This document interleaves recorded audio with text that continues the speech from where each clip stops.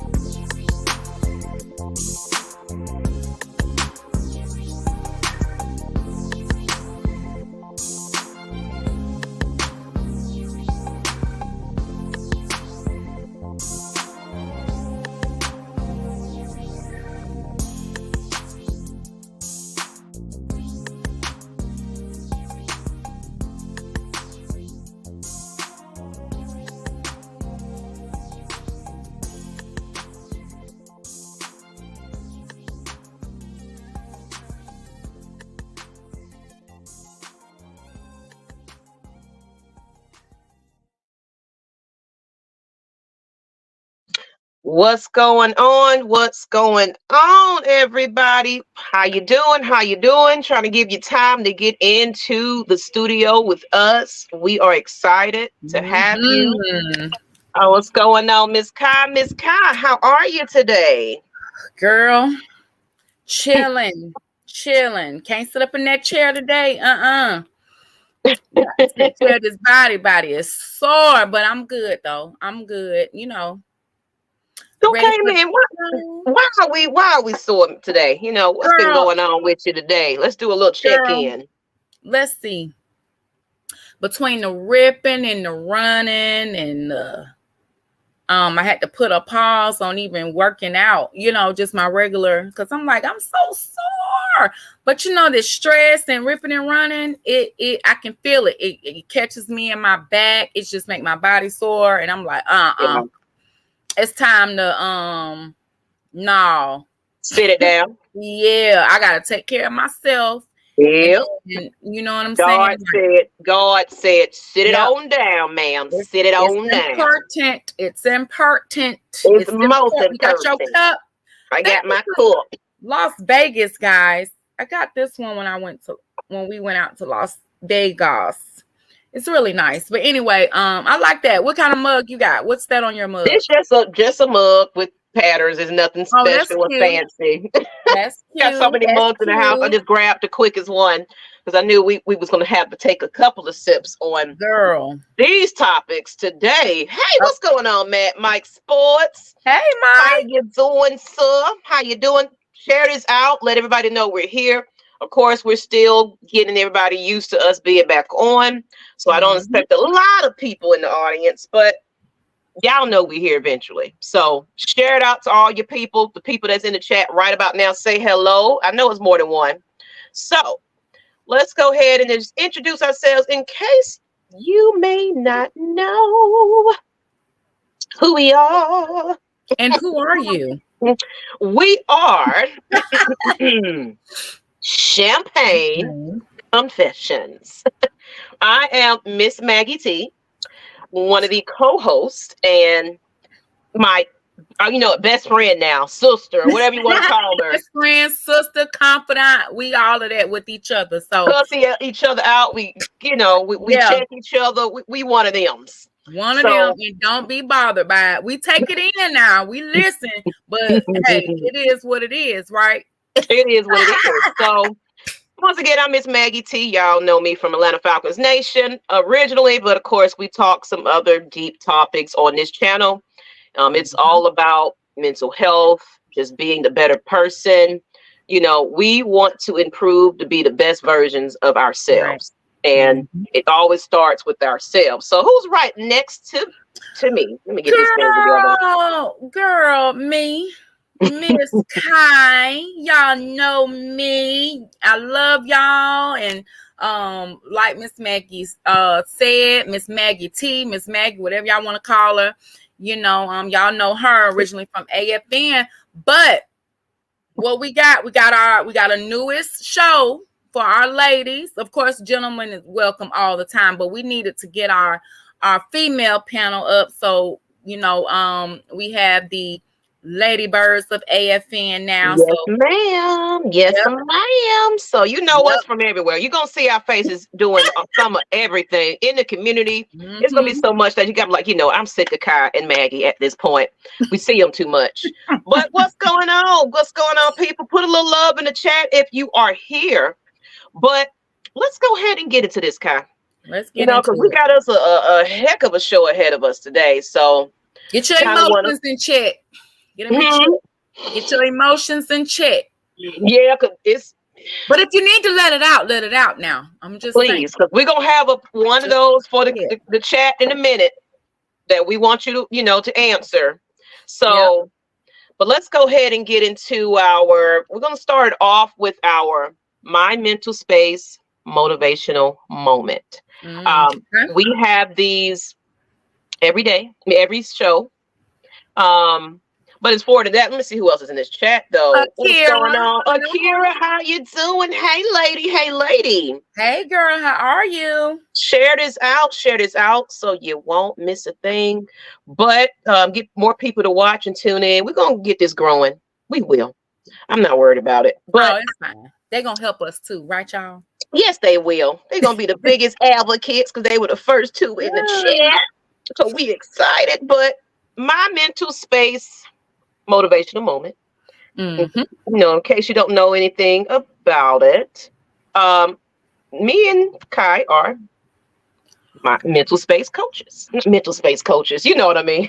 Mental health coaches. Mental and behavioral health coaches.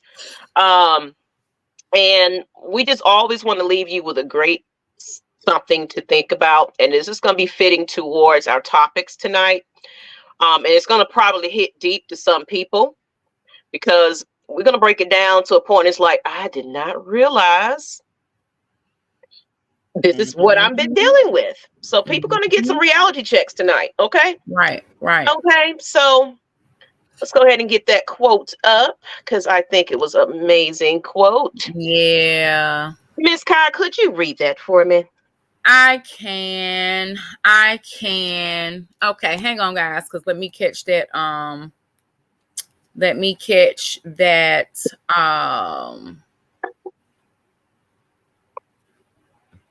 Okay, so it's just the first part I couldn't see real quick. Okay. That's why I asked you to do it, because I couldn't see that top part. Me that either. live thing is in my way. The live thing is in my way. Okay, guys. Yeah. Hey, look. We don't care. We got bloopers. Y'all do too, so it don't matter.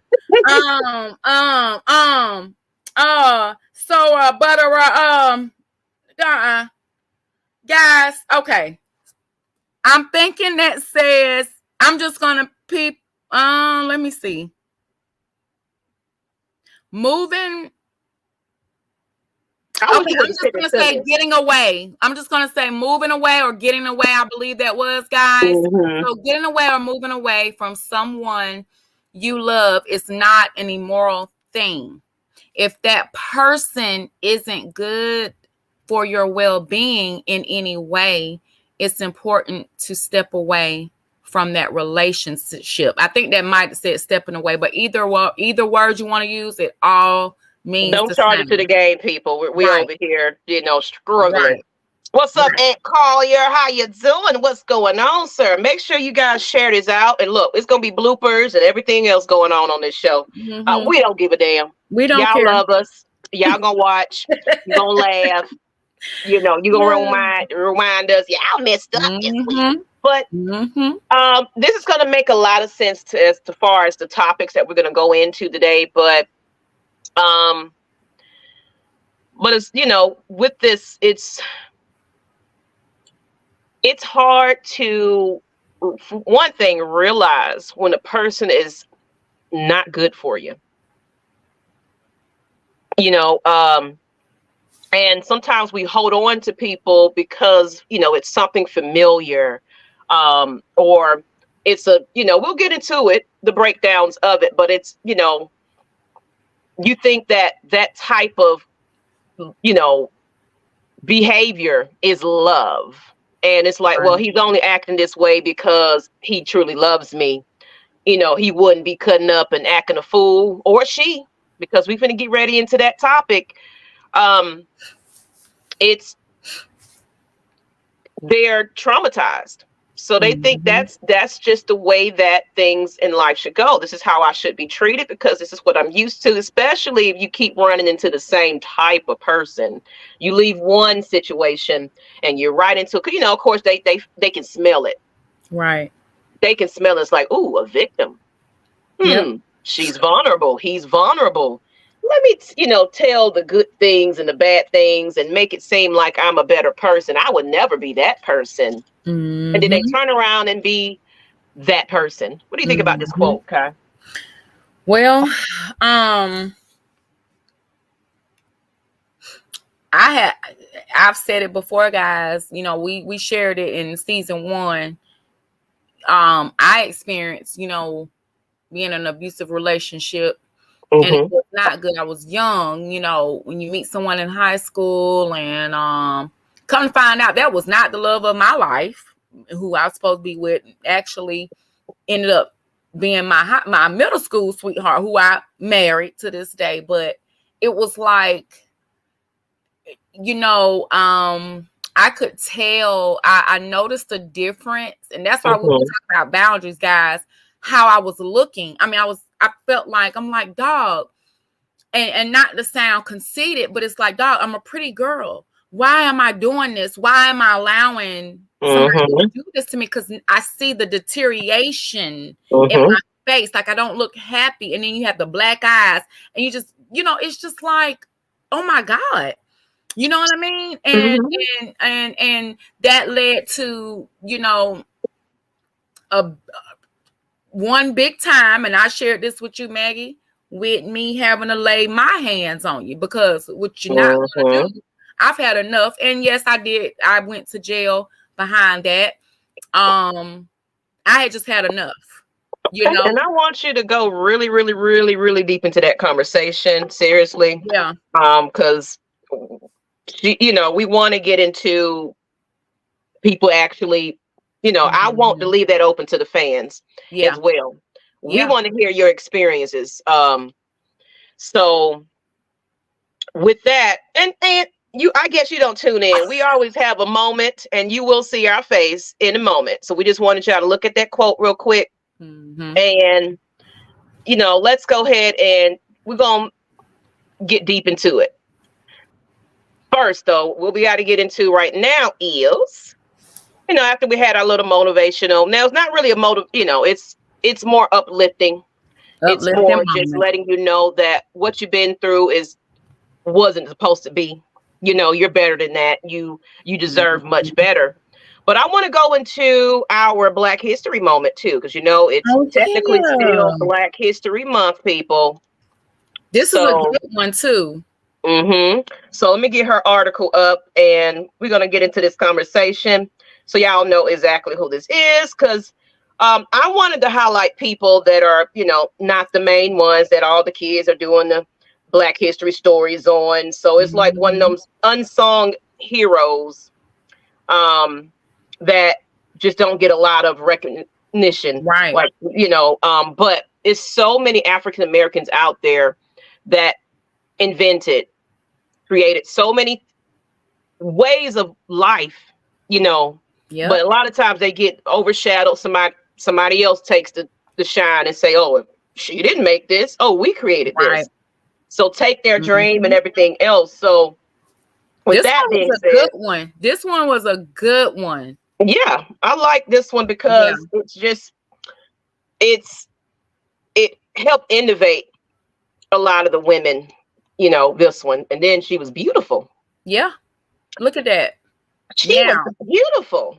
That is Mary Beatrice Davison Kenner. She's the forgotten inventor who changed women's health forever, in case you didn't know who she was. She basically did not receive a college degree or professional training, and she's never become rich from her inventions. That's what I mean, you guys. Yep. She created something and they didn't give her the credit for it. But it's in creating something that helped billions of women worldwide. She created the sanitary belt.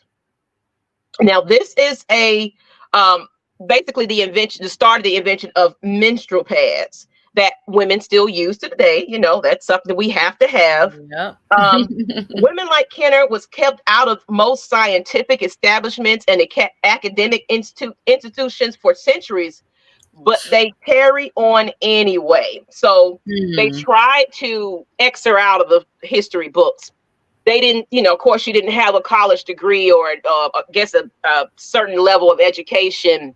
Her invention, probably they didn't look at it like, oh, she really made this. I don't believe it, but she was pretty much the creator of this, so it was a more, and they call it sanitary napkins as well. It's a more dignified way of, making sure all your menstrual cycle is protected. You're not bleeding through your clothes, and like I said, it gives women dignity. That you shouldn't know that this lady is on her period. Yeah. And look at her. She definitely probably looked like a lady who just held herself with class and because I can tell you a story. My Big Ma, my great grandmother. This is when she was. We're gonna get into this topic too because it's kind of gonna go into a little bit of what we're talking about for our hot topic. But she started getting dementia very early before she passed away. And one thing about my, Miss Rose, baby doll is what we called her. She just had so much dignity and class about herself. She didn't want to use like a portable potty, when you're getting older and you can't control your bladder and stuff. Like, she did not wear a Depend. Okay. But what she did was old school way. She had like a pot that she would empty, but she'll put it to the side. But she was clean. She always cleaned herself up, even in her not so right mind. She just always wanted to have that self-dignity. And we allowed that. Even when she pulling up with the walker and going to the bathroom, she's like, no, I got it. She got her little cup, her pot. And they say, how they say you don't have a pot to piss in? Literally. And take that. She would pour it down the toilet, flush it, clean herself up. And that's just how she lived. It was just like, I'm not going to be nobody's, somebody have to take care of me. I'm able and capable of doing things on my own. So can you imagine women that didn't have sanitary napkins back then, what the methods they had to go to, especially our pH levels. Yep. Things that we have to make sure that we are aware of. At that time, I'm sure it was nothing out there scientifically or, educating women on how to really properly protect their selves to make sure that it's infection free, that type of stuff. The cramping. You got the women that have cramping and really bad hormonal. Everybody doesn't have that. Oh, I just need to put a pad on for a couple of days and be done. And it's easy breezy. A lot of women are really, when it comes on, it's painful. Sometimes they can't work. They can't go to school. They can't do anything. So, I mean, it goes past just, some blood. You know what I mean? How did they deal with that? And because you got to think about it, even at a certain time, surgeries and, how we have our hysterectomies and, fibroids and this and that and the other. Right. Can you imagine? Not only are you having your menstrual period and you don't have anything properly to protect yourself. And can you imagine the people during slavery and things like that? No, I can't imagine. No. It was like, they probably had to gather whatever they can gather to make sure everything was, leak free, as well as you're going through. I mean, I'm sure people were still getting fibroid tumors and things like that. And can you imagine at this time, there was no anesthesia. There was just basically cutting up people and operating them right there in their right state of mind. So going through miscarriages, childbirth. So a little bit of sanitary napkin was like, you know what? Okay, at least I ain't got to deal with my monthly, situation where I'm embarrassed and I got to sit at home because I don't know how to properly, cover that up and make sure I'm fresh and clean, so it's just like, it's what is developed to now, is it's amazing. We just got to really be honored and be thankful that we are in a time that we didn't have to live like that. Right. Exactly. Yep. Yep. So that's that Black History moment. And in case anybody didn't know, I'll say her name again. It's Mary Beatrice Davison Kenner. And it's sad that she didn't really get the recognition. She didn't get the recognition. She didn't get paid for it. She didn't make millions for it. But this was freaking genius. Yeah, because what we gonna do? Just go drip drop? But it was more of a belt though. And before it became just the actual pad, it was a belt. I had. So, but it had like the padding inside of it. Where you wear the belt and then it, it's cotton or whatever was the fabric in there. That kind of,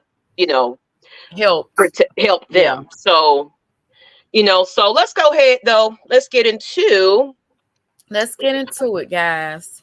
Whoa. So I had an opportunity to watch 2 episodes. Well, I'm not finished with episode 2, but let's get into our hot topic.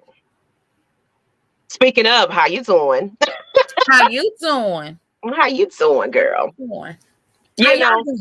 So we really want to talk about this one because I was over there like pick that. I will. I mean, I saw it. I was just like, oh my God, I got a different perspective about this person here.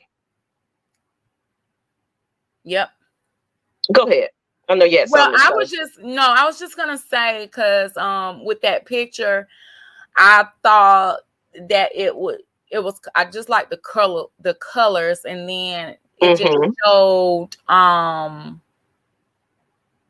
don't know, just strength and maybe a little. That looks like a healthy Wendy.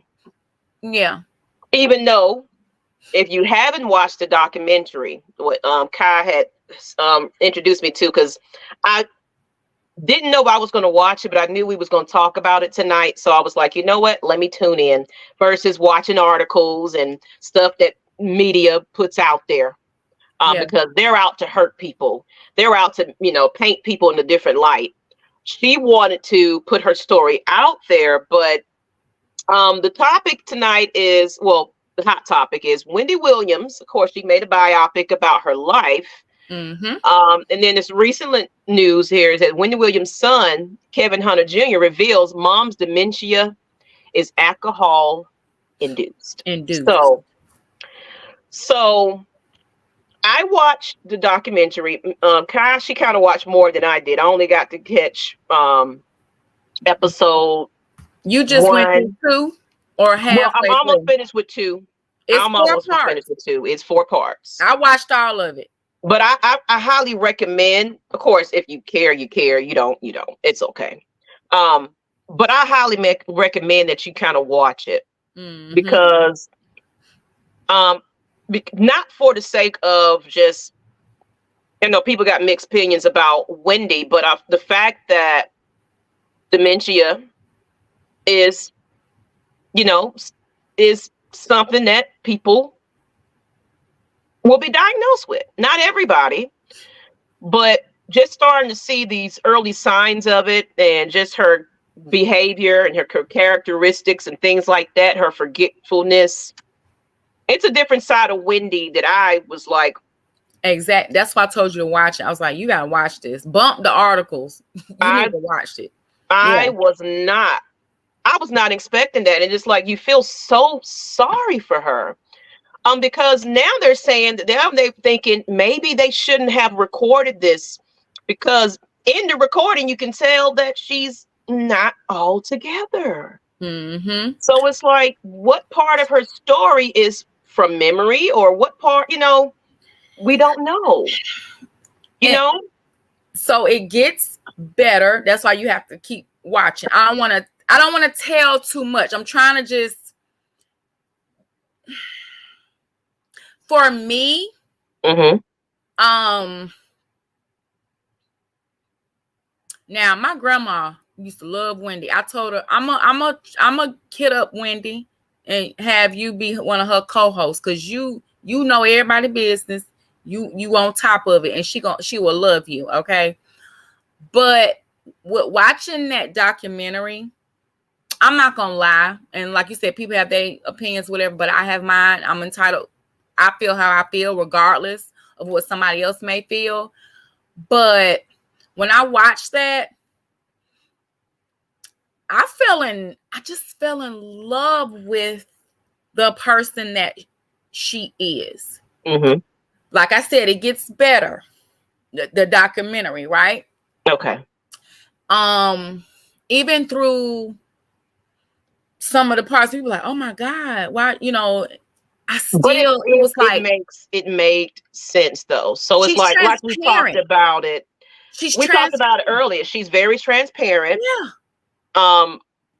The people that are around her in New York, because of course I didn't see the rest of it, but the point I got to, she was in New York. She has a lot of yes men around her. A lot of yes. Yep. And they went into a guardianship where she doesn't have access to her money. And they was basically saying that she was doing a lot better when she went to stay with her son and family in Miami. But Wells Fargo decided she's not managing her money right. I think she needs a legal guardianship through the state. And her son was stealing. Quote, remember they tried to say he was taking the money, and he even said you haven't heard the whole story. So it's like, I'm going to watch the rest of this episode, but yep. So with the guardianship, I don't like the fact that they appoint a guardian who's a stranger to make over trustworthy family members to make decisions and tell them, what's right for them. They just overlook, especially when her son, Kevin Jr., was obviously had her best interest. He's a vegan, and I'm not saying vegans just because he's a vegan he's the best. You can tell how he talks, his mannerisms, right? Even her nephew, her sister's son, the nephew, you can tell they're all close and that they have the best interest. She was, because they showed footage of when she was living with him, how she was eating, she was healthy, she wasn't, and then all of a sudden, wasn't drinking. Right. She wasn't drinking. Things took a turn when that guardianship came to play and they stripped her son from it. And it was so hurtful. But what I'm going to say about that though, because there was points and times where Wendy didn't realize where she was, who she, what was going on. So I felt like maybe somewhere in some place, because remember she pushed her son away because she did, she did have that where it was like he wasn't trying to be an enabler for her. And she's, they said that it was like Wendy will push people away that won't let her get her bottle. Things like that. So I feel like, because he basically was like, she just said, get out. I don't want you here anymore in the courtroom. So I think Wendy herself, not in her right mind, she was just overly emotional, maybe drinking.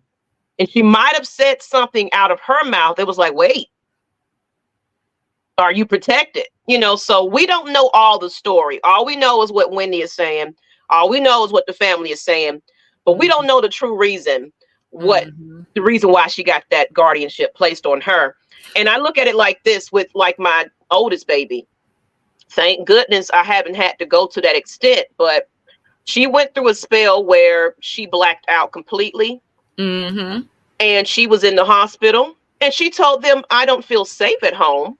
I don't want to go home. When and that guess was what? that was just recently. That was right around the holidays, right? But this was when she was hearing things. Yeah, it was around Christmas. She was she's schizophrenic. So voices in her head were telling her, you're not safe at home. You know, don't believe these people. So anybody with schizophrenia, it's something that you have to be patient with and not take personally. But because she was 18 and she said, I don't want to go home, they couldn't do anything about it. Now, her case manager called and he was like, well, I know that she's okay at home. I know, you know what I'm saying? Because she talks so highly about you when she's in her right state. But because of what she's saying and she's refusing, they was going to probably put her in a shelter and things like that. So it was like steps to it. So it's like you gotta, like Mike said, she's mentally unstable at some points. Look, when Wendy, okay, so let's think about this. I don't know if everybody saw her faint on her TV show when she had on the costume. I know I did. And people thought that she was just playing because, you know, she's a character. You know, she can make jokes. But they was like, oh, no, this is serious. But, guys, think about this in the state. First of all, the eye bulging right now, I think she said that comes from thyroid. The thyroid. And then Graves' disease, lymphedema in her feet. Now, all this is going on at around the same time. Her son left for college, for school. Mom passed away. Yep. You know, in the show that she said she was really ready to leave there anyway. She was there for 14 years, but just having to deal with all of that change and, you know, then the alcohol comes into play. Yeah, because she has alcoholism. So she's a human and a person before all the fame of Wendy Williams and all of that, guys. You know what I mean? So when I hear people say, oh, that's her karma. Okay, well, you know what? First of all, that's not your job to start pointing out somebody's karma. You look at your own karma, okay? Well, you gotta sweep your own point before you point fingers in. And exactly. We gotta watch our tongue sometime. Even that's what you get. That's your karma. We not. I mean, y'all can do what y'all want to do, but I'm just. And I get you. It's like, would you want somebody to say that about you? Right. Oh, that's your karma, girl. Because you. Right. What? Oh, you're going to be fighting tooth and nail. Exactly. But let's go ahead. You know, we love Wendy, but of course, we don't want to stand on the hot topic too long. We got to keep it moving. So, let's get into this topic today. You know, because I see some comments about it already, but. Yeah. Domestic violence has no gender limits. And what do we mean about that is, okay, audience, you know, and I seen it right. I seen this one too. Let's talk. Who is the most dominant gender, sexual orientation? Who do you think, you know, are abused more in domestic violence situations? Is it women? Do you believe that men get abused? I'm asking me and her did our research, but I want to see what the chat says. I see Mike said he's never been in the physical part, but verbal. Okay. And that is a form. Paula Berlinski said lesbian relationships are statistically the most violent. Now, what you think about that one? I can definitely agree with that. Now, of course, I can't say most violent, you know, compared to, because of course I haven't done the analytics and things like that. But a lot of times when it's two emotional people, you know, I mean, you can identify however you want to identify, you know, if you want to be the more masculine, you know, if you're the more feminine, but we still have feelings. We're still women at the end of the day. unless you go through the whole, hormone, whatever, that some people go to the extreme and want to change their whole, makeup. But if you're just healthy, sane mind, body, and soul, we're still women at the end of the day. Yep. And we can be emotional. We can be overly, they say sometimes lesbian relationships goes fast. It starts quick. It's like, I wondered that myself, just by having family members, being in their household and them being two women. And I made the comment years ago. I'm like, I wonder if they fight like this because it's too much estrogen, like emotional, like women, you know what I'm saying, with the hormones and stuff, just catting and getting at each other. That's what I thought. But I also had the thought of, with too masculine, is that too much masculinity? Is it like? Gotcha. Yeah, because domestic, not just in lesbian relationships either. It can be gay men.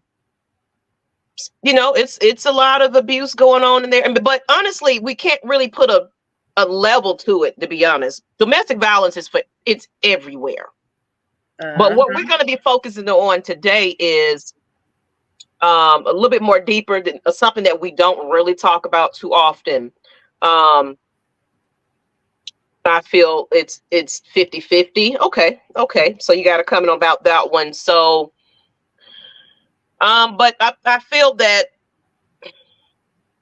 sometimes women can't control their emotions, and they get so deep and involved into that person, it's hard to let that go.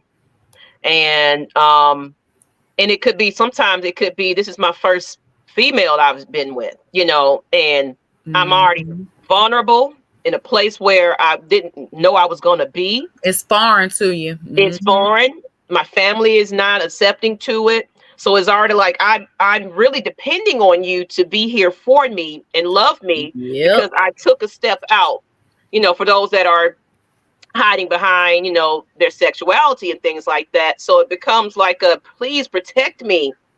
You're supposed to be everything. And a lot of times, what I can say, for those that say, oh, well, I want to be with a lady or a man because this sex over here didn't treat me right or whatever. What makes you think it's going to be the same over there?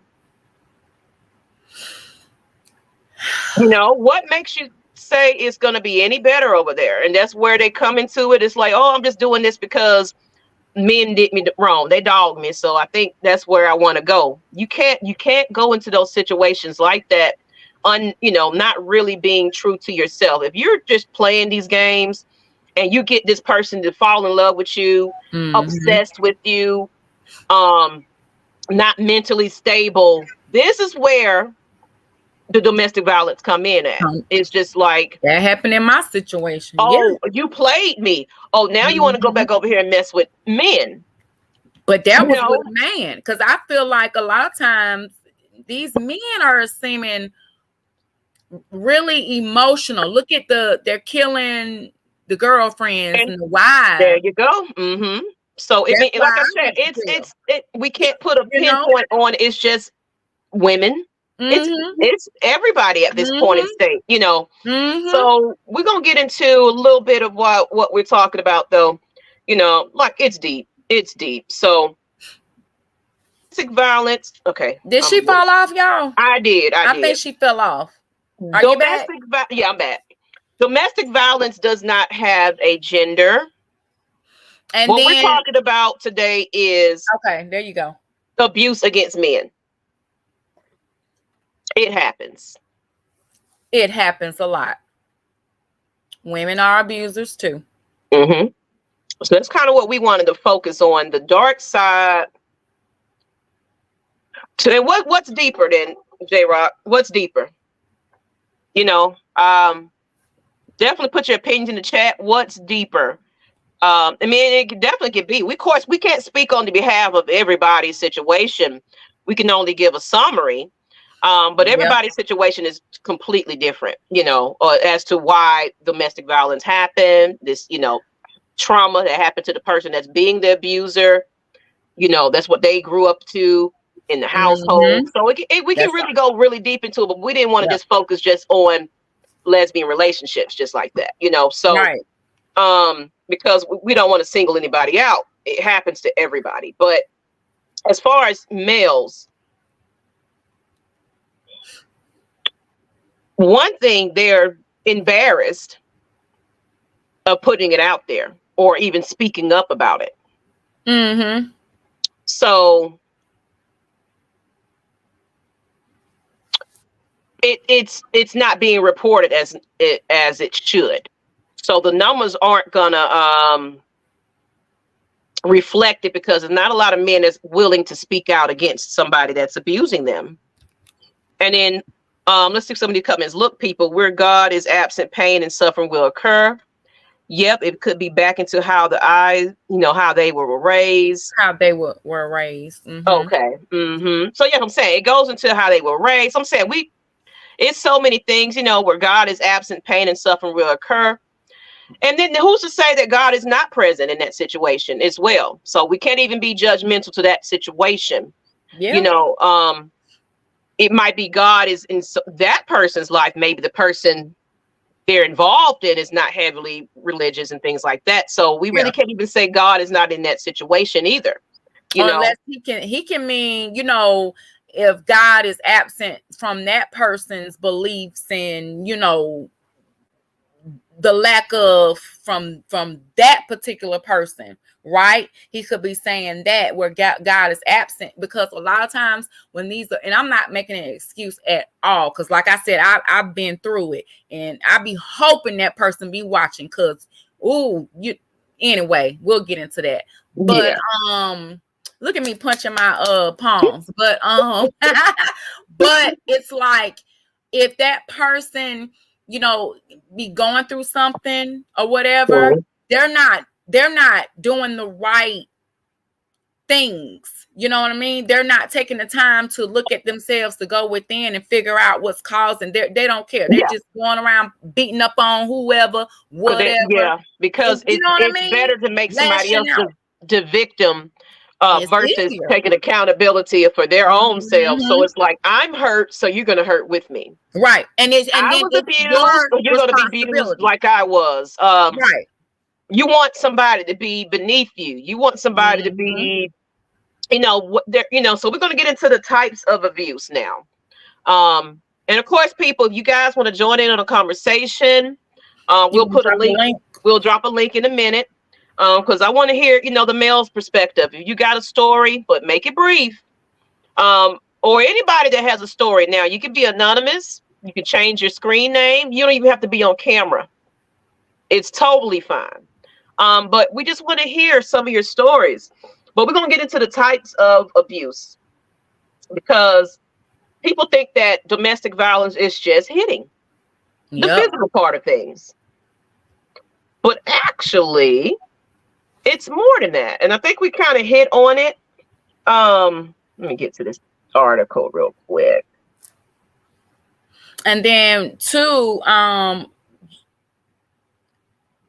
I think we have that when we were gonna mention about the a recent situation. I think that was last year. Was that last year? No, that was 2022, I believe. When that happened. You want to go into that while I find that article real quick?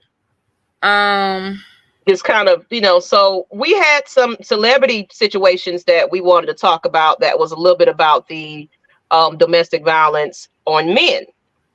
So if anybody remember the story of, where is it? She's an Instagram or TikTok personnel, or she was, because she's locked up now. She was, right. She in jail, folks. Years.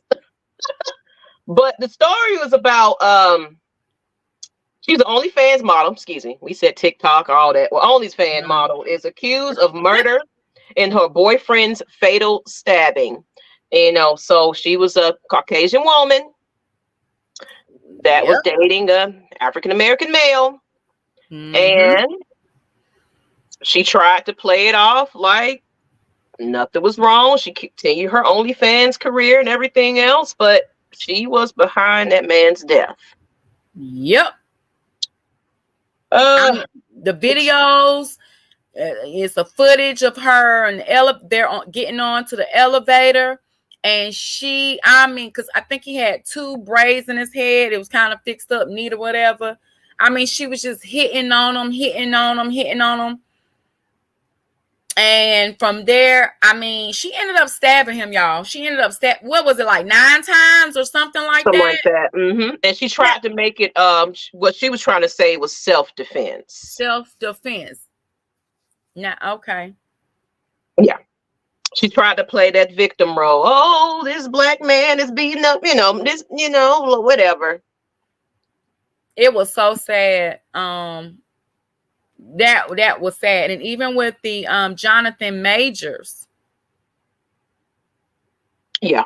That story is recent. Megan Good stood by her man. But it was a recent video that went out where his then girlfriend at the time, you saw him running away from her. Yep.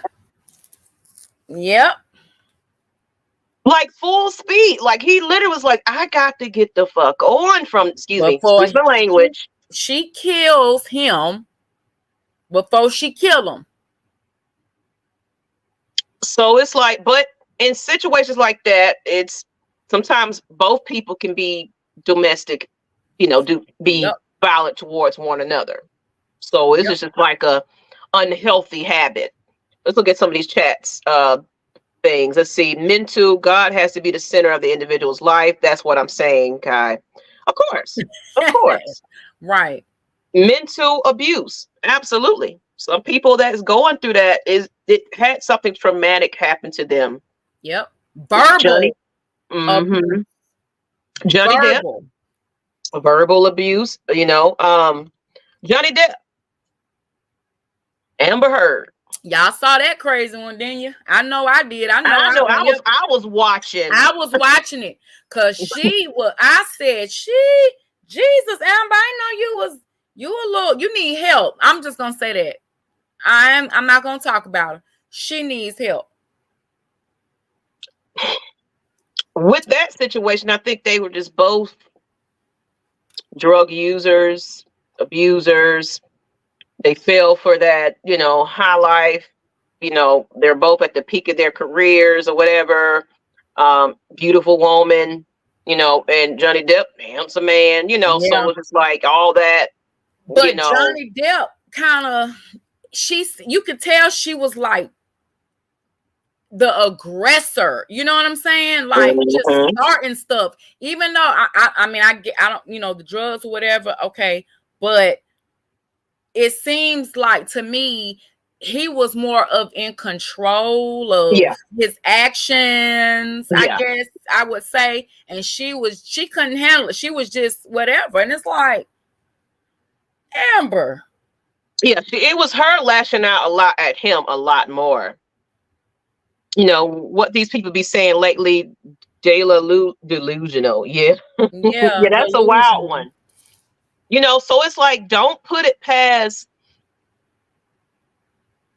a female not to be aggressive, not to be an abuser in these situations. It's just some men don't speak out about it. They'll just take the hits and so the different types of abuse when it comes to domestic violence is physical abuse. You already know that's number one. Black eyes, you're fighting, hair, all of that going on. Sexual abuse. There is a such thing in your own relationship. There is sexual abuse. It's basically where, for one thing, they're manipulative. They make you feel lower than low, so you don't have no type of self-esteem. Your self-esteem is low. They make you feel like nobody wants you. Your family doesn't want you, so you get isolated. You push people away. And then it's like, now you don't feel beautiful. Now you don't feel good enough. Now you don't feel like you're worth anything. So right. How can you imagine being sexual with this person that's making you feel lower than low, but it's like, shit, you with me, so you got to give it to me. Anyway. Right. It's like, no, because I'm not even attracted to you because how you treat me. Like, why would I lay down and get vulnerable in my body? We all adults, so let's talk about it. And you treat, again, women, you connect to us emotionally and whatever. So you done already took that out, and then you want me to physically be able to be attracted, be in a mental state where I'm even turned on to you. We don't even want to do that when we get mad. And it becomes forced. It becomes forced because it's like, one thing about me, intimacy involves everything. Your mental, how you're connecting with that person, all of that. Physical. It's more than just, oh, he looks or she looks good. Because one thing, beauty fades. You sure do. And when you get to know that person deep down, it's more than just how you look. It's about that spiritual energy, the emotional support. It's all of that involved in that. Intimacy starts from just a hello and make me feel, better. It's like, how do you fulfill my soul? How do you make me feel each and every day? Or how do I feel about myself? Of course, we can never depend on anybody else to make us feel happy. It starts with you. But it starts with us. How do I physically or mentally feel right now? Yep. Am I there? As well as, is this person making me feel complete? Are they tearing your ass down every day? Are you tearing me down? This ain't enough. This ain't enough. And you know what is always is, of course, we're gonna get back into the women abusers, but it's always, like I said, beauty fades. So when you were so in love with this person when they were 120 pounds, and now they're like 90. Yeah. Ooh, baby, you don't put on a little weight. It's like, but you signed up for this. So people are more interested in your physical appearance more. And that's all that matters. And that's where we go wrong in these relationships. It's like, oh, he got to be, 6'1". He got to dress like this. He got to be like that. But that's the same man that's beating your ass. Day in and day out. And you sitting there lying down and you taking it. And then these men, y'all better stop trying to protect these women abusers, because they need to be held accountable too. And that's coming from two women. I don't care who you are, male or female. You cannot, and you do not have the right to do that to anybody. You know what I mean? Especially putting your hands on somebody. I don't even that ain't gonna make me put my hands on you. I physically seen it. Women just, you ain't nobody. You ain't, tear him down. So let's go into the psychological, emotional abuse. This is where I'm getting at, people. So it might not be where she's gonna punch you and put you a black eye, but she's getting into that psyche. She's telling you, you ain't good enough. This man over here got a bigger peen, or he got more money than you. You're not good enough. Your job that you're doing, I don't believe in it. Who was it? It's a comedian that's out there now who said that his woman left him because he was trying to pursue his career. Now he's Desmond. What was his name? What is his name? I think it's Desmond or something like that. I can't think of his name right now, but you can see him around the Hawks organization sometimes. It's Dez something. Yeah, brown skin. I know who you're talking about. I know, but he had recently went on Uncle Shay Shay's show. I think he was on there, and he basically was saying that Desi Bank. Ooh. That's what it is. Thank you. I knew I was doing a remix. You heard it, Desi Bank. But he was saying his woman left him and was like, "Yeah, this ain't good enough for me." But she's looking stupid right about now. You didn't have the patience. That's a whole nother topic No, about you that. should want a relationship where y'all can come up together. They come up together. That's gonna be another topic. Whatever. We need to get into these expectations. Could you imagine? Now I ain't hold on. I ain't gonna lie, y'all. Brian, he like he's equal to me. He's like the male version of me. He don't take no shit, and he will respectfully call me out and hold me accountable as his wife. But he will help me too. You know what I'm saying? But what the hell was I saying? What was I saying? What was I saying? Oh, could y'all imagine? Okay, just because you look good and you doing all that, you're not getting ready to talk to me like that. You're not getting ready to run me. One of us, somebody about to get hurt. This is the setup where somebody gonna get hurt, and then it's like, what? That's it. It's not. I don't. For me, it doesn't feel. I just feel like the best relationships are the ones where you go through the changes in a healthy way, because you're gonna have ups and downs. I'm not saying everything and every day is gonna be all peaches and cream, right? But you learn and you grow and you develop together. If we're in this with one another, you know what I mean? It doesn't matter how much money you have, you know, or I have. Let's make it happen together. You get what I'm saying? So it's not always, I don't know. I just feel like sometimes people get in these relationships. Live into this fantasy. It's a fantasy. Especially getting married just for the trophiness, just for, you know what I mean? Let me look good on your arm. And I mean, what I just want to know. It's people that get into these situations for financial gain only. That's why people say the dating pool has piss in it, because but is it worth it? It's so many things you gotta, especially with women. It's like you gotta be this, you gotta be that, you gotta be that. And then me and Kyle, we're gonna keep it real. You know what I'm saying? Because it's fucking ridiculous. How? I mean, and then for both sexes.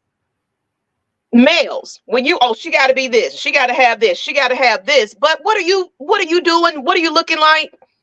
You're looking like Beetlejuice. Right. You know what I'm saying? But you won't this Instagram, Amazon. But you look a hot ass mess. And you staying with your mama and things like that. So it's like, it's these expectations. I don't want. Or Maggie. She gotta be something better than me. That ain't gonna work for me. That ain't enough. Okay, Brian, what you got? What you got? What you bringing to the table? I don't want no broke man, but you can't even hold $1. You ain't got no black card. Well, hell, you don't either. The hell you talking about? I don't want to go to Red Lobster. I need to go to. Can you even go to Red Lobster, man? You want to go to that restaurant? Can you afford it? No. Okay, well, shit, I can't either. Now, next. It said, yep, women try to change men, but it's up to the guy that wants to change. Dia. It says, Kai or on her juvenile shit again. You ain't got this, huh? You want to come up and mess with me, huh? You trying to ask for my black card, huh? You ain't got one, We just keeping it 100 over here, because it's like women. Men, I know we don't win all off topic, because you know when me and Kai start talking, we just go all over the place. So you know what, y'all, we ain't. I don't think we gonna set up topics no more. We just gonna go with the damn flow at Tuesday nights at 8:30 p.m. But so let's get back to the different types: financial or material abuse. That's a no one. That's a one I really haven't heard about, But that goes back to what you were just saying, what we were just talking about with the material stuff, the cars, the credit cards, and having this. Like, shut the hell up, man. Go find you somebody that's going, Or the ones that, like you said, they go into it with these high expectations. This person needs to take care of me, but you ain't put a $1 into a savings account. You can't depend on nothing else but that person. And guess what? Now they got the power over you because you can't do nothing. They don't manipulate you. They don't push you away from your family and friends. And you're stuck with it. I'm stuck because he's my financial person. It's time, people, that we need to start being realistic. Stop trying to depend on people. My auntie that passed away always said, baby, don't you ever. That's why it's hard for me to even accept any type of help. I will go down to my last before I sit there and reach out to somebody, because I've been taught that you need to make sure you got your own first. Make sure you can take care of you. Make sure you can take care of your kids. And I will make whatever I got to do to sacrifice to make sure they eating. If I got to go without a meal and lights and things like that, I will do that before I ask anybody else. Yep. That's just me. So it's like, I don't know what happened, but something hasn't been instilled in any of these people that you need to make it first before you say, oh, well, he has to be this, she has to be that. What are you doing? But some of them begging. I even try to make sure they a broke ass person because they don't have it.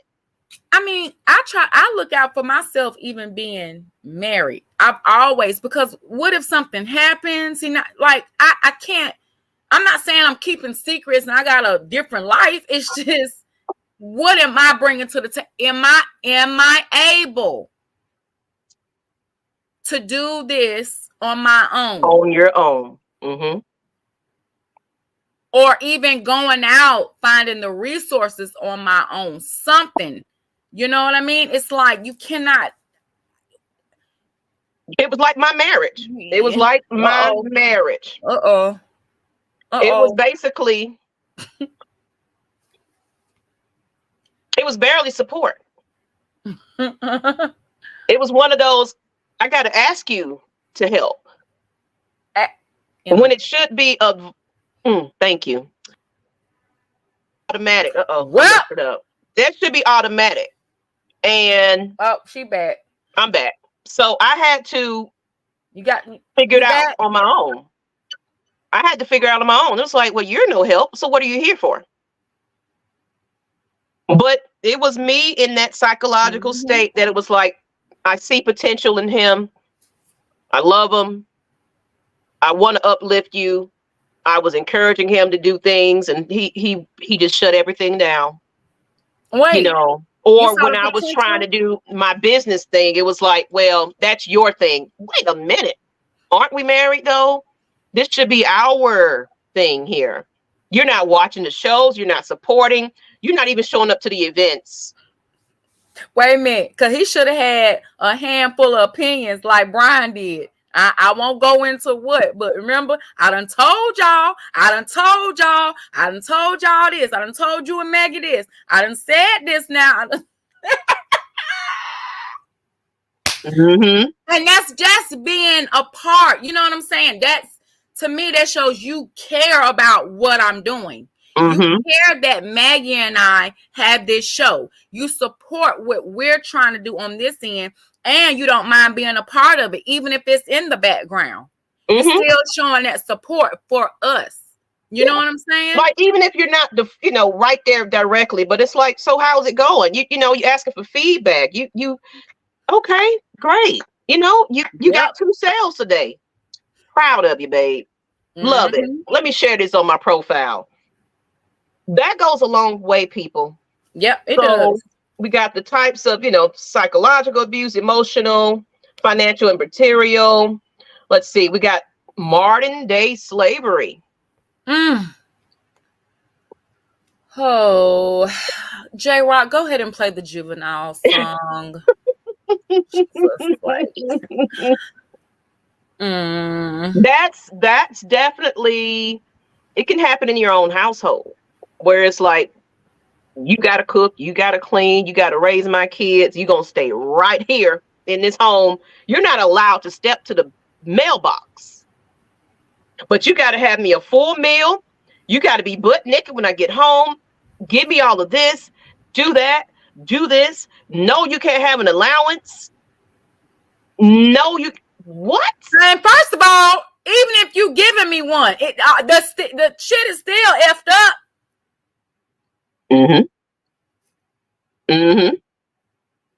So what we're gonna do is, if anybody's out there, we're gonna drop the link because drop that link because I'm ready. You know, me and Kyle went in a little bit. So Mike, J-Rock, who else? Come on, let's chat. Let's chat. I'm ready to chat. Come on. Let's talk a little bit. Let's talk a little bit. Yeah. Let's go ahead and get these folks in here. Because, yeah, this is, you know, me and Kai can go in all day long, but we want to give the audience, and I want to hear. So the question to the audience, I'm going to bring that topic up. Here you go. There we go. Click on the link.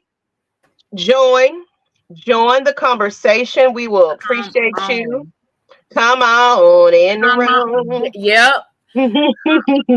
Jesus is my doctor, and I don't know that word. I don't know that part. So I'm a hush. So who else done coming? Who else coming? So, come on, y'all. The chat question is: come on in here. Come on in here. Have you ever experienced domestic violence? Now you don't heard some of the different types of abuse. It's more than just physical abuse. Now that you can ponder on that just a little bit, have you experienced domestic violence? Well, domestic abuse. You know, it's more than just domestic violence. All right, we got a runner-up, right?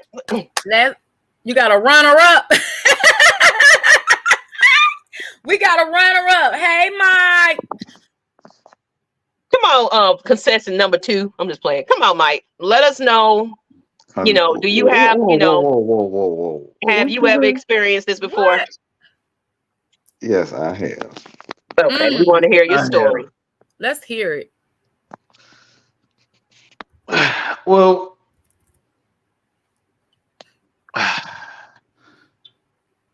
for years, I actually been embarrassed about it, like, because I'm known as Mad Mike, and like nobody would think me being quote unquote Mad Mike that I had to deal with abuse on that level.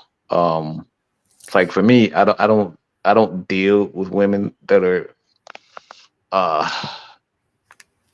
stupid. All right, I'm just gonna say I just don't deal with stupid women. I just don't deal with it. Like you have to have, and I'm not just I don't mean just book smarts or anything. Like I'm just like you just have to have a sound mind. Like you Common sense. Yeah, you just don't have common sense. You don't do the right things. Like you don't work towards something. You don't believe in God's. Like I don't do stupid.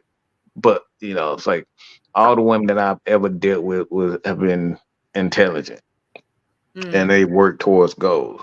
So with that, that's a kind of a double-edged sword because most women that I deal with, they know themselves for the most part, and you know, I've gotten called. And I'm talking about like verbally beat down. You're an idiot. You're dumb. You like you can't do shit right. Like I heard that from my parent. I've heard that from quite a few women, to be honest. I kind of course, me and Mike go a ways back. What, over a decade now, isn't it? Well, yeah. Yep. Ooh, so I said a parent. It's two situations that I'm very well aware of. That one of it got me involved. It was like, wait a minute now. You know, but that's the type of friends you need. People that's gonna like, I don't know, Mike. You might want to look at your situation, pay attention to it, because I don't think this is the best situation for you. And look, you was probably like, and trust and believe, I'm about to be paying attention in the background. But I let him make his own decisions and things like that. So I didn't like just leave her or anything like that. But it was like, I think you might want to pay attention to this. But go ahead, Mike. Do we want to stop you from your No, story? but like I said, I've dealt with that even from my parents because I heard my mom say that to my dad, and she said those exact same thing to me. And you know, she ultimately, got saved and got a life right. But like those were common words that I heard on the regular. Like it was a regular thing. You're retarded. You're stupid. Like I heard these from women. So like for me, that's where me personally, um, and from a person that has been, like I said, that's one thing I don't do is that physical violence from for Yeah. myself or just to watch it. Like I don't do that at all. Um, but one of the things that you deal with mentally is you point the finger at yourself. It's like, all right, you know, what what what am I doing? Yeah, you Am I start questioning really? You yourself. start questioning yourself. You Yeah. start like, look, maybe I did. Maybe I am stupid. Maybe I am this and maybe that. Mm-hmm. So those things Hmm. do go through your head. They go through your mind. And a lot of time it's not the person that is hurting you. It's the words that they're saying. It's the words and the lack of appreciation for the simplest things. Like you doing things from your heart and you really trying to get this person to understand. Like, look, I am trying.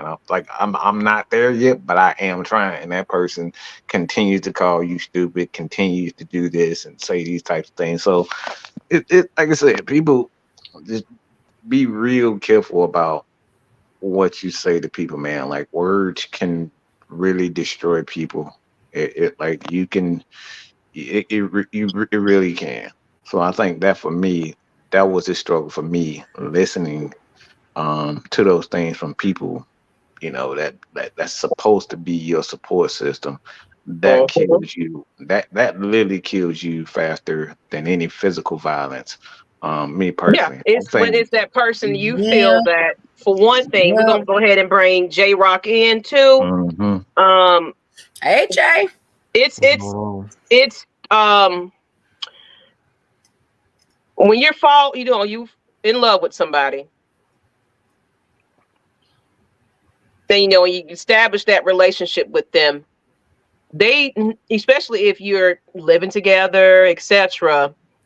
You've known each other for quite some time now, so you guys know your ups and downs.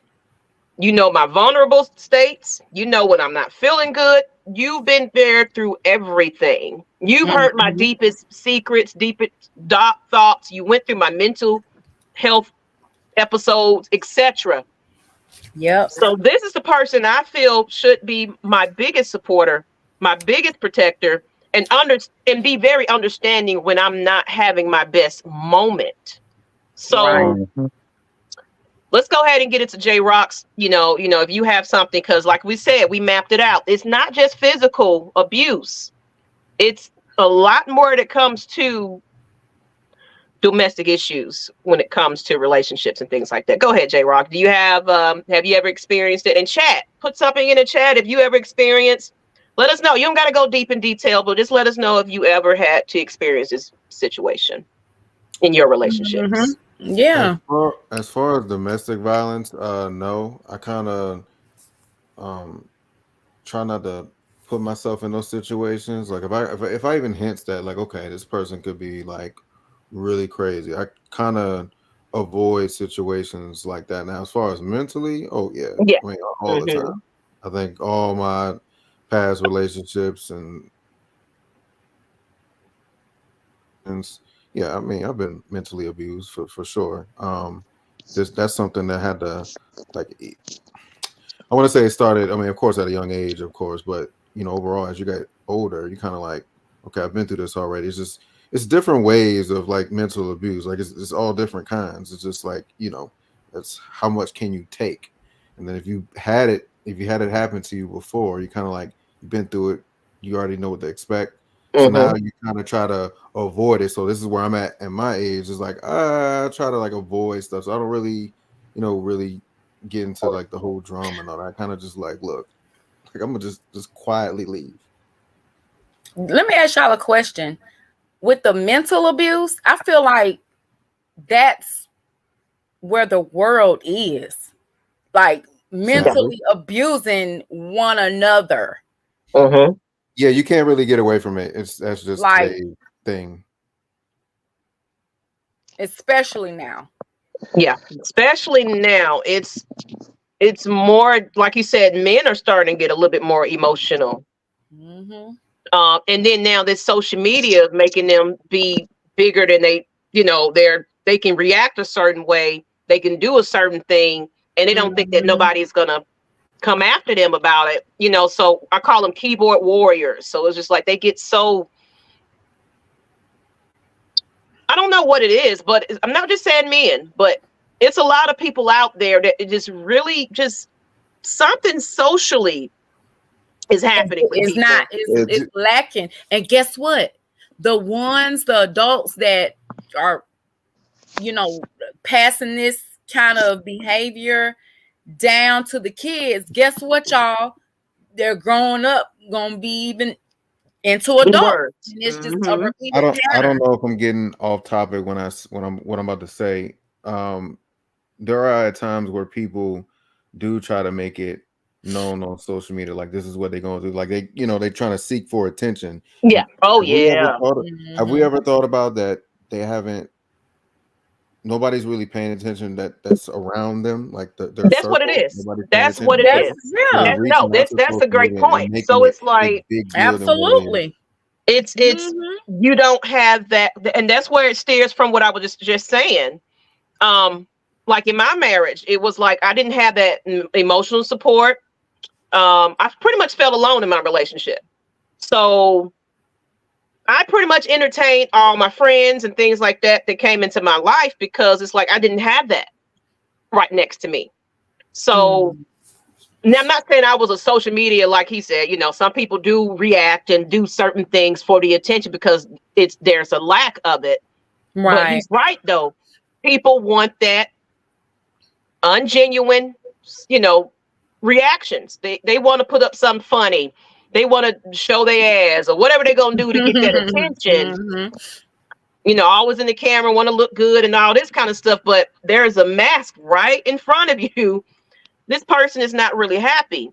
So haven't we all done that? I definitely you and I, Maggie, done put on a mask. And yeah. So it's like, and I can definitely say that. It's like I've posted things, I've done things, and oh, I like this reaction. Oh, look at me, 30 likes, whatever. And it makes me feel like, oh, I guess I still got it, that type of thing. So it is because they're not getting that attention at home. So they become these Instagram people, these false narratives of who they really are, fake friends, they're yes people. They got some type of money. All of a sudden now I'm hanging out with these type of people. And then these people aren't the best people in your life. But because you want to live a certain lifestyle, because you want to look the part, people are like, oh, shoot, she's doing her thing. But you over there almost cutting yourself at home because you're depressed. It's a really a deep, dark secret of what, so that's why you're surprised when these people commit suicide. It's like, she just was so happy. She was a beauty pageant. She was this, she was that. He was this. Going on behind closed doors. He's a comedian. He's so funny. What happened? But it's because they're really sad inside. And you have people that have already made their minds up, and that's making them feel happy because they made the choice that, okay, on this day at this time, because what I'm going to do, I'm not going to have to deal with any of this anymore. And I had a friend that do that, commit suicide, and everybody went, but he had gotten better. He started to smile and whatever. And I'm like, you got to be careful. Not really sure, but I know a lot of times that's what will happen because they've already made their mind up. Yeah, somebody that's truly, really, seriously contemplating it. They have a plan, and that's unfortunate. It's gonna be where you know, like I said, it's going to be little things that now they might reach out one last time, you know, or whatever. But there is a, you know, because of course I'm learning that now in my coaching courses and things like that, that it can be premeditated. And then of course you're going to, you know, act like everything is fine, smile on everybody's face, but you notice the long pauses. I just love you. Just wanted you to know that, you know, or wherever I might be, I don't know where I'm going to be, but make sure you take care. You know, they say they're saying little hints and things like that. You know, it's always some type of, you know, sign. It's like, you just got to pay attention. You got to pay attention. It's like, you know, you don't want to, you know, draw their attention to that one thing, but it's just like, you know what? You okay though? You know, everything all right? You know, I haven't heard from you, you know, so you kind of, you don't want to directly say, who that comment sounded suicidal, but you kind of just, hey friend, you know, you all right though? You know, I know I haven't talked to you in a minute. We got to start reaching out to people. Yeah, you do. You know what, for me, so that I won't go like what I did with you plenty of times, Maggie, so I won't just withdraw. You about to get this text message. It might sound like I'm lashing out, but you know my mind frame. You know, hey, I'm communicating with this. All I got for you right now, so that I won't withdraw. And you know what? I'm glad she said that. I'm gonna let you go, J-Rock, but I'm glad she said that because me and Kai have been at each other's rock lately. And it's like no judgment. Like, I know when Kai is not having her best moments, and I just allow her to speak. Say it. I ain't got nothing to say. I want you to get it all out. And if anybody knows anybody that suffers from anxiety and depression and things like that, I remember when Mike and all y'all remember that, I was very hyperactive. And I was texting and talking very fast. And so it comes out like that. So it's like, that's that release. It's like, I got all this in my head. I got to get it out. So it's like when Kai comes to me with texts and things like that, it's like, I just let her go because it's like, I understand it because I was just there and shit. I'm still there half the time. I'm just controlling it a little bit better, even though I haven't seen my therapist in almost a month now. She's having surgery or something. So, you know, if I'm a ticking time bomb, just letting y'all know there's a reason why. But make sure you at least send me a text or something. I don't care. Don't worry about it. She'll just take it out on me. Don't worry about it. Mike still call me out because he's like, I haven't heard from you. All this kind of stuff. Oh, like, no. Yeah. She knows not to go 2 days without being. I won't allow it. You know, so. You know, I know J-Rock, all y'all be reaching out to me, man. Life is life. Oh, she do that, y'all. She don't do that to me. She's not gonna do it to me. I don't do it to you too, Mike. That's why you call me. I ain't heard from you. I ain't. Again, she will not go a whole day without conversation with me. It won't happen. She knows. She know it. You'll see my Facebook post. You know I'm alive. Mm-hmm. And I'm talking to all y'all because all y'all got my telephone number.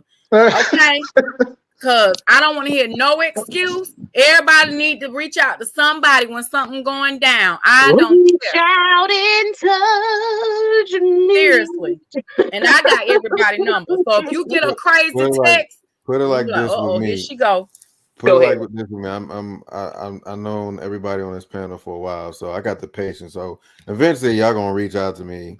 So I just be patient. I just be sitting back, handling my business. I just go, all right, they'll reach out. I know they will. So I'm just chilling. Yeah.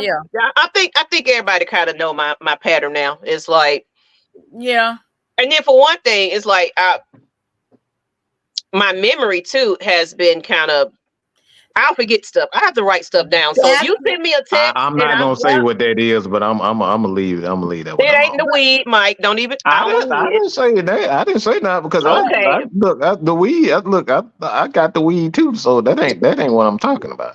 He's like, that ain't the problem. That ain't the problem right there. I know what it is, but I'm not gonna embarrass her on the show right now. What is it, Mike? Since you want to nothing at all. Nothing at all. What is it? It's a word. It's a word that you always use for me. But I'm not gonna do that to you. Okay. I'm gonna be nice. But I do forget sometimes. My mother, I love her, but she developed this when she was younger. The older she's getting, the more she's very forgetful. I feel like I'm getting to that point too at times where it's like somebody will tell me something, like literally, I'll have something, we'll talk about it, plan it and everything. Oh yeah, I'll be there. And then next week I'm like, what, huh? We talked about that. So my therapist said I probably need to go see a neurologist. But if I don't write it down, if you text me earlier that day and I might have glanced at it, I forgot to message you back. It's getting to that point where, no excuse, but I shut up, Mike. Mike, if you're going to be doing all that, you might as well go ahead and say what you got to say.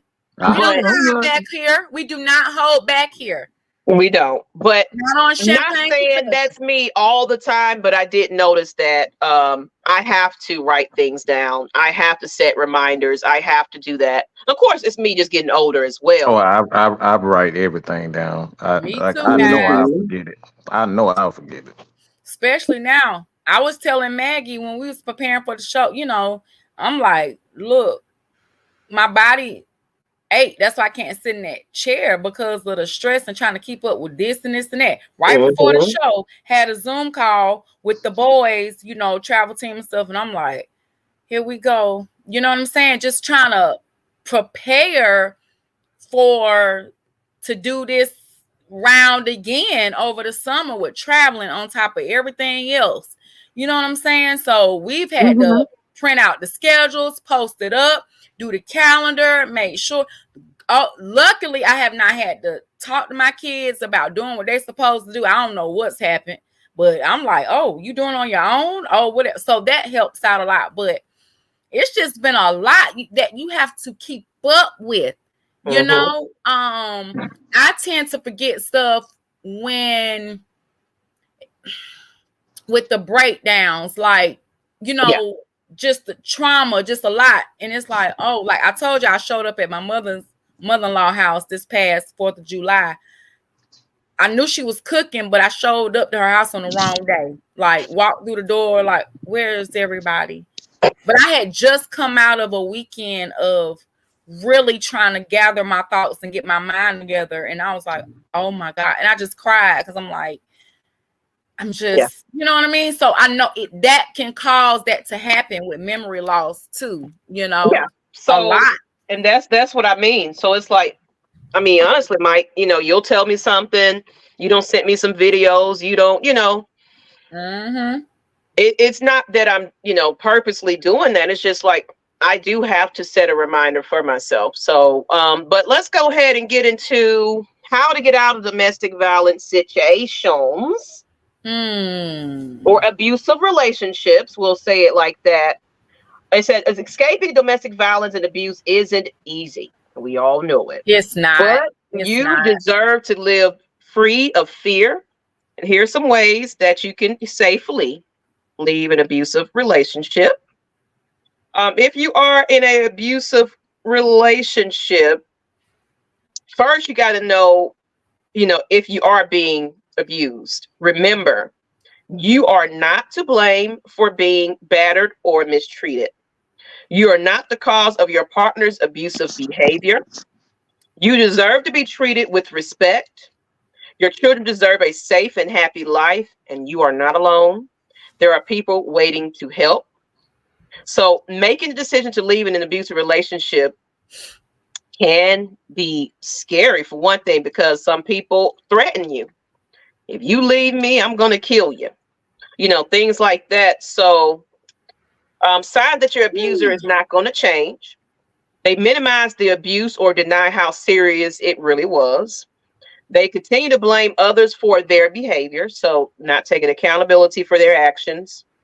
They claim that you are the one who is abusive, so they make it seem like you're the basket case. They pressure you to go to the couples counseling, just making it seem like you're trying to work on it. Baby, I'm gonna do better. They tell you that you owe them another chance. So that's that manipulative state. It's like make you feel sorry and oh my God, he is trying to work it out. You know what? Maybe I should give him that opportunity. And they say they can't change unless you stay with them and support them. So I need you to hold my hand through this. I didn't mean to black your eye out that, you know, my mama, my dad. I'm losing signal. But it's just excuses after excuses after excuses instead of taking accountability for themselves. So here's a safety plan.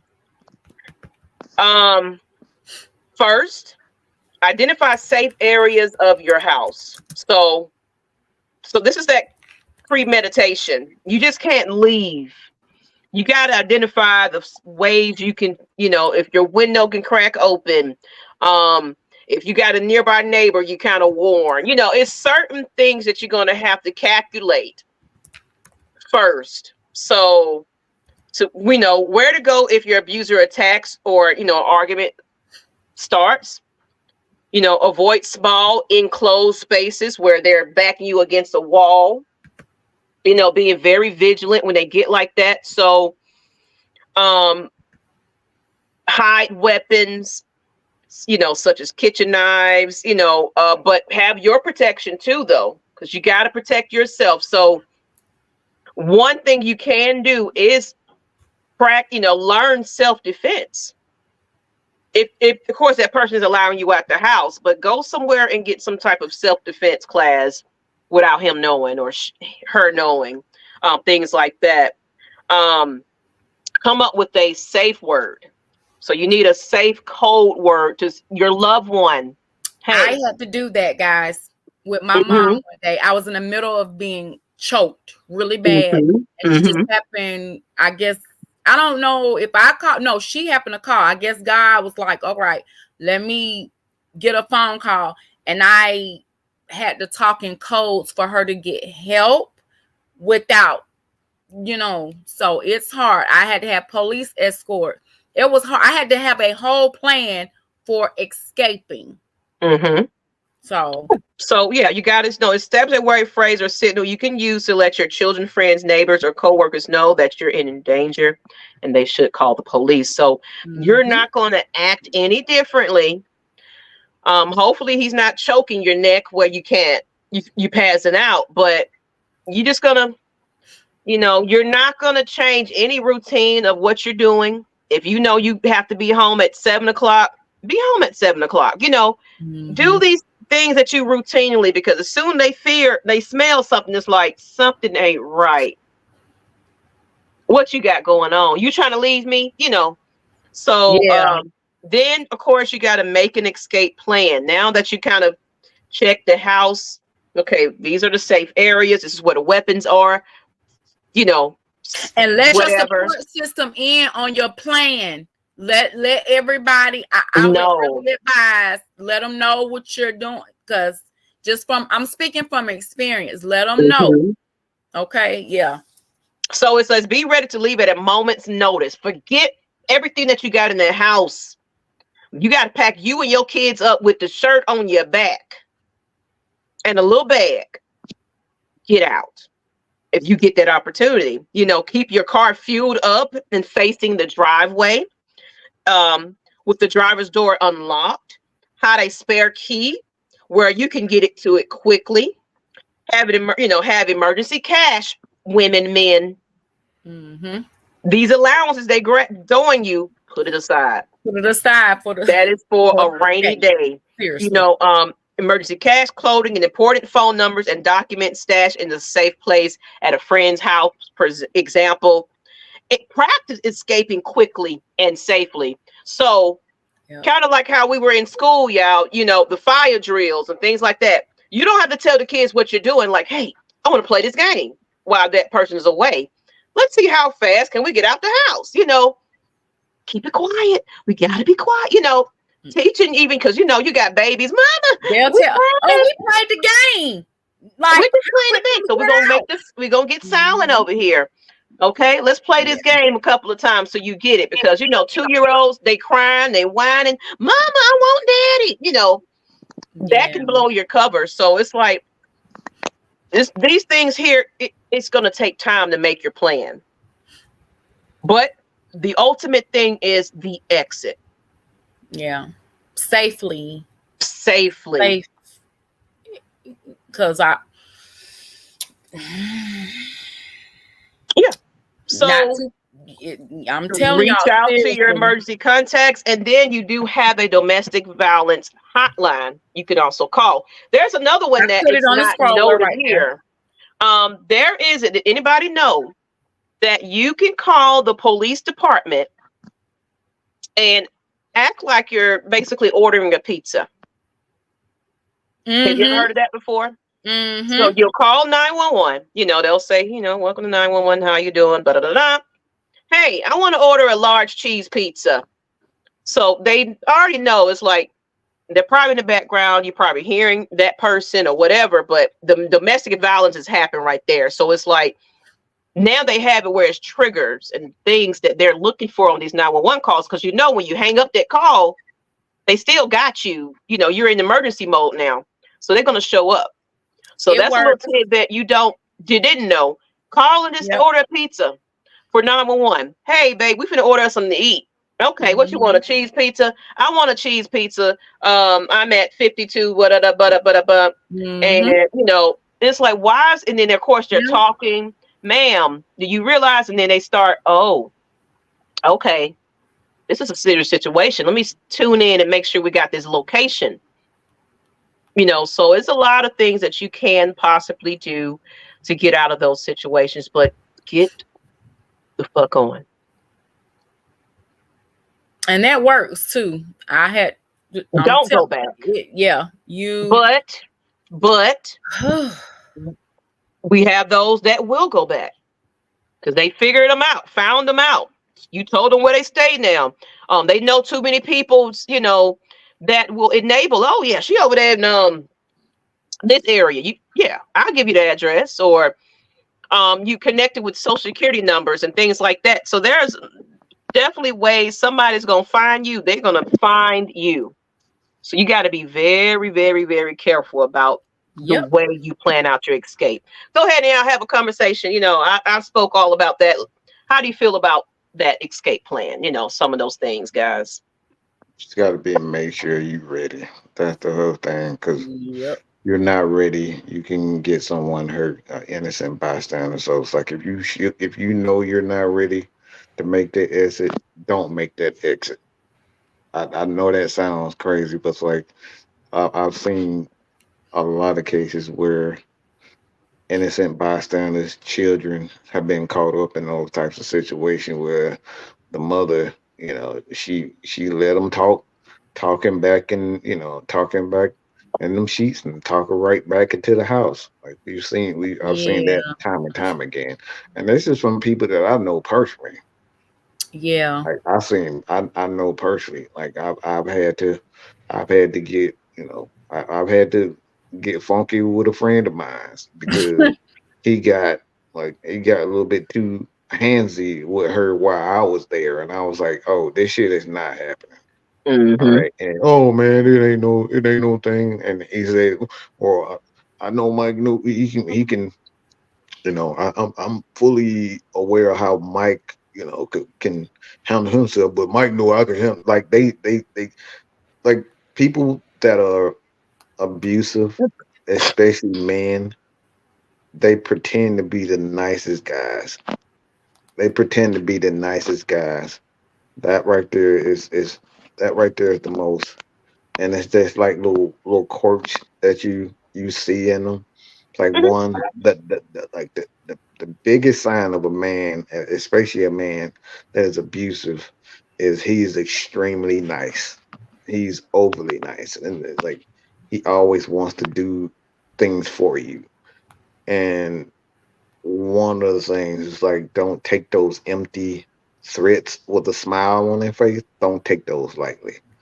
Like I said, I've seen this, and I know that. Look, I know this person, and I've known this person for years, and I've seen him in that mind. I've seen him in that mind state, Okay. Look, he gets the cover as being the nicest, sweetest guy. And I do this, I'll do anything. I'll get up in the middle of the night and take you to, to Florida. But this person is really a complete asshole. So Mhm. a lot of those things you really have to really be like, don't take those empty threats. Those empty threats those are the real. That's the real focus. What you Those got on that, J. empty Rob? threats. I don't really got much to say on it. I mean, I can agree with Mike. I mean, you just got to be prepared for it. Honestly, Yeah. Mhm. that's all I really got to say on it. I'm just listening to everybody's stories, really. I'm gonna say this. I'm gonna let Kai say it on that one, but it's to me, honestly, it's not that the prepared for it part is the main thing. It's if do you really want to do it? Because, like I said, you make this exit plan and you leave. Oh, I'm done with it. I'm walking away. Like literally, I've had a family member where we changed locks to the house and everything. But for some reason, you allow this person to pull you right back on in. So it's not even just to be ready and prepared, because he probably beat your ass outside. But for some reason, mentally, you just had to go back, or you protect him. I don't file the charges on this man, but then you go to court and be like, you know what? Nope, that was a mistake. I'm sorry. I don't want to do this. You drop the charges. You take the restraining order away.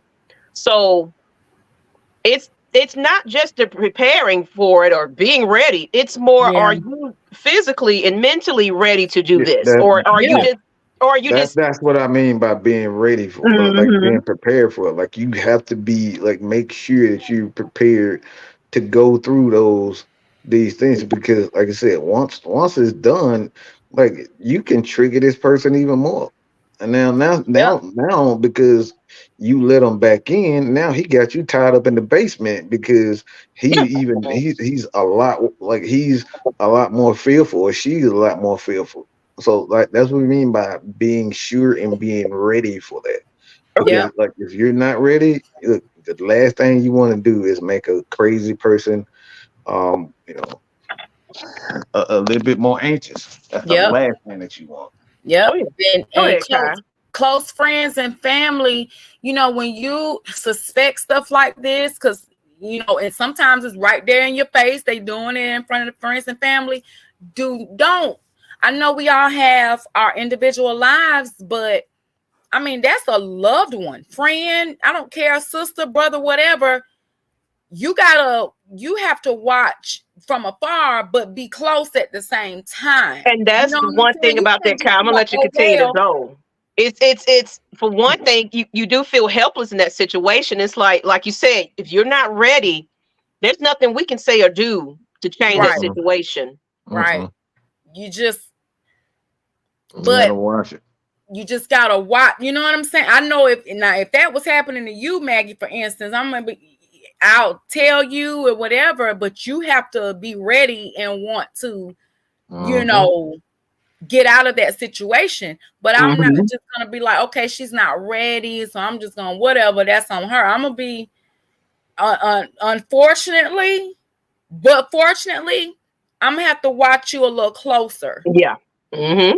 and check Absolutely. in with you. And Mm-hmm. hey, and I'm gonna ask you, you got a plan? Or I might have one myself in mind, ready. Mm-hmm. So like them cold words, it's like you walk up to that person, Yes. look, I know you don't want to be in this situation, but um, yada yada yada. This is what Uh-huh. we gon' Yeah. if you ever ready, this is what we gonna do, okay? You Yeah. know, but And this that how we gonna person do it. gotta want it. And you gotta be serious too. Like you gotta, I don't know. I just, like I said, just dealing with that myself.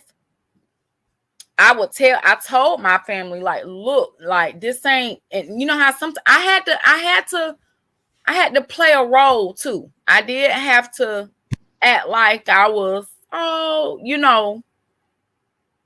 a little bit, like there was still some hope or whatever to kind of ease him down a little bit. Like I had to play the role, right? Mm-hmm. But it was part of my plan. Mm-hmm.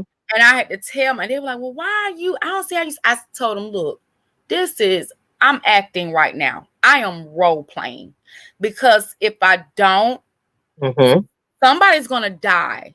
And I literally stood over with the knife in the middle of the night, called the mama and everything. Oh, yeah, it's going down, ma'am, because I've told you one too many times about this right here that you created. Okay. But I was like, no, because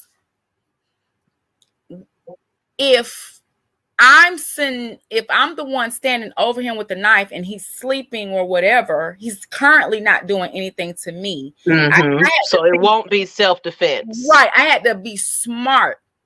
So I had to put that down in a way.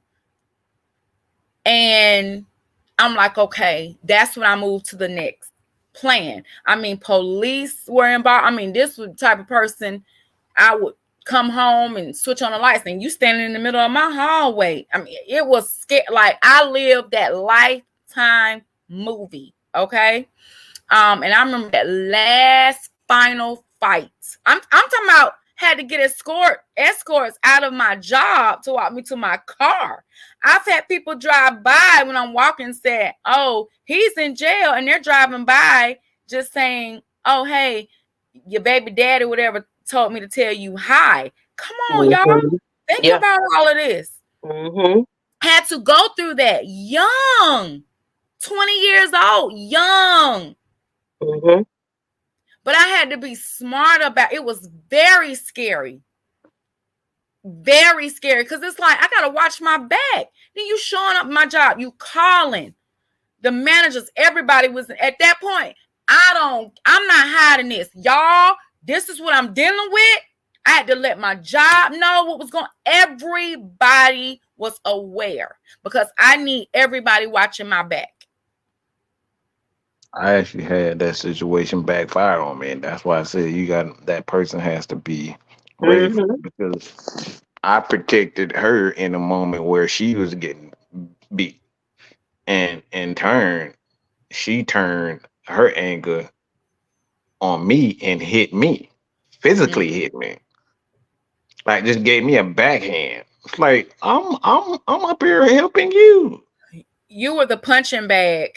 That's exactly bad. You were the blame for everything. She needed somebody, and that was you. Yep. So I put this post up. I put this love shouldn't hurt. Yeah, put that up. I had put it up. But love shouldn't hurt. Physically, mentally, emotionally. Love shouldn't hurt. So with that, just think about that quote. Just think about everybody that made you just feel worse getting into that situation. You was a bubbly, happy, amazing person. And you let somebody manipulate you down to feeling like you are nothing. Right. You don't put on some weight, so ain't nobody gonna I don't find you attractive anymore. Right.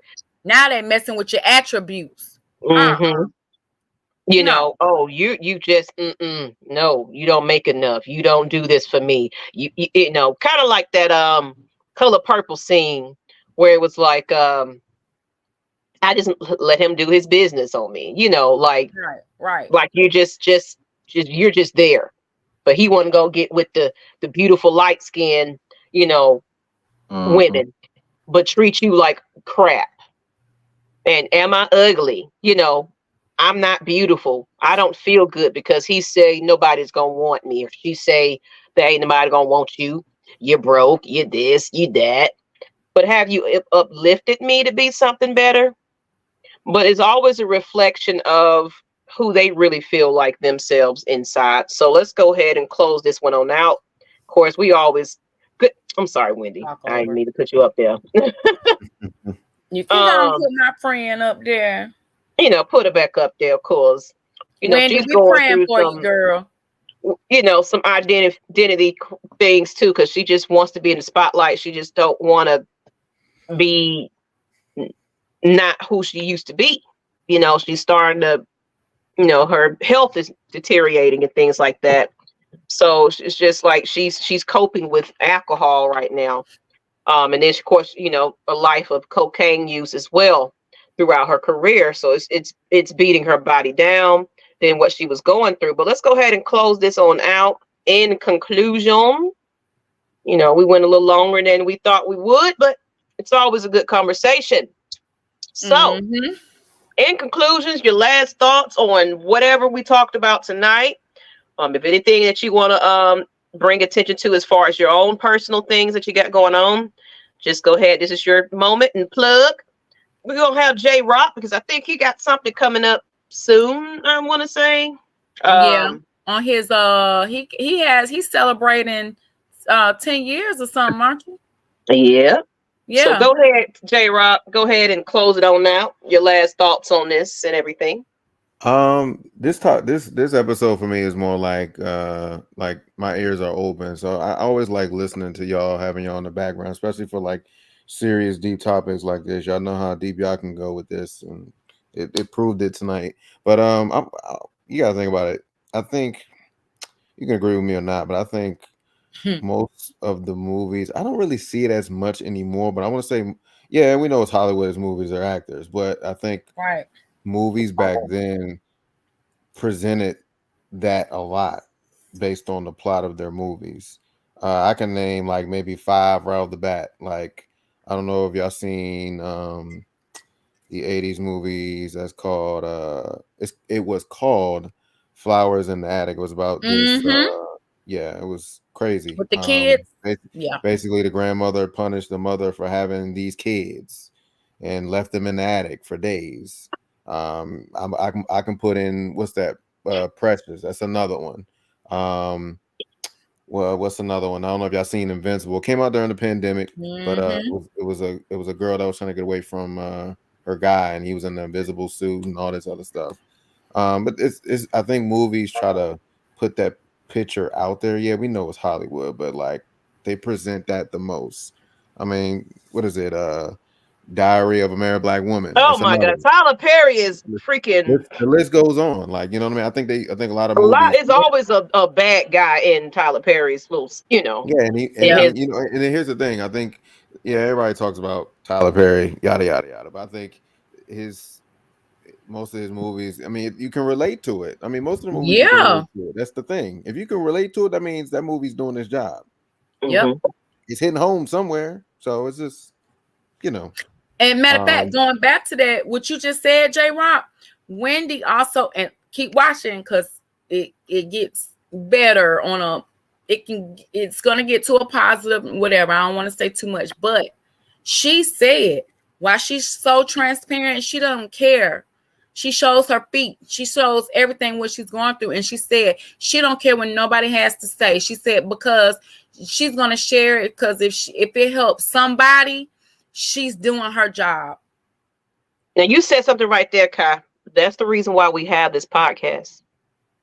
That's why we choose to be vulnerable with you guys and tell our story, because somebody's going to listen to this, play this back and be like, you know what? That helped me. If we can move one person, we done our jobs. Yep. It just one. Because that one person is going to help another one person, and it could be multiple. We're just saying another one person, another one person, another one person. Matt, Mike, that's all it takes. You want to close it out? Then me and Kai gonna go ahead and give our deuces because it's time to go, and I ain't ate nothing. So, oh, that much. She'll cook, but she won't eat. Thank you. First. Yeah, until she's starving, and never mind. I'll keep that to myself. Yeah, my But stomach talking to me right now. Like, come yeah, on now. no, it like you said, just to be honest, man. The easiest thing and the culture of today's world is to give up on people. Is to give up on people and walk away. Even through the tough times, especially through tough times, the first sign of somebody disagreeing, the first opportunity you get to say, see, I told you you was a bad guy, you was a bad woman, whatever, everybody just quick to leave. So it's like, man, I think the biggest thing that this world need more than anything is just truth. We got a lot of people that say they true, but they're really not true to what they are. They're not really true to what they say. They say they love you, but like I said, I've been saying this as a form of idolatry. Idolatry is nothing more than a extreme, and I'm talking about extreme case of meisms. All right, it's all about you. All right, you only want this particular person because of how that person is going to make you feel. You're not there. You're not there because they love you. You're there, and you chose that person because there's something they're going to do something for you that you can't live without. Like, and that's what idolatry is. It's an extreme case of selfishness. All right, so it's like instead of just running away, just be there.